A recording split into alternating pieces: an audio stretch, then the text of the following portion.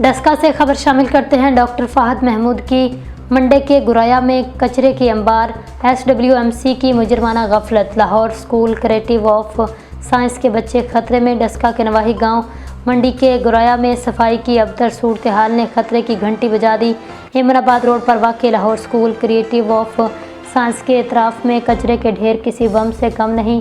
बदबू और गंदगी के ढेर न सिर्फ इलाका मकीनों की ज़िंदगी अजीरन बना रहे हैं बल्कि मासूम तलबा की सेहत भी शदीद ख़तरे में पड़ चुकी है। मुकामी लोगों का कहना है बारहा शिकायत के बावजूद SWMC Sialkot waste management company ने कोई अमली कदम नहीं उठाया।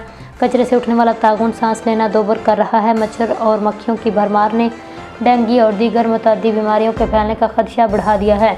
स्कूल इंतज़ामिया और वालिदैन ने आला हुकाम से फौरी नोटिस लेने का मुतालबा किया है।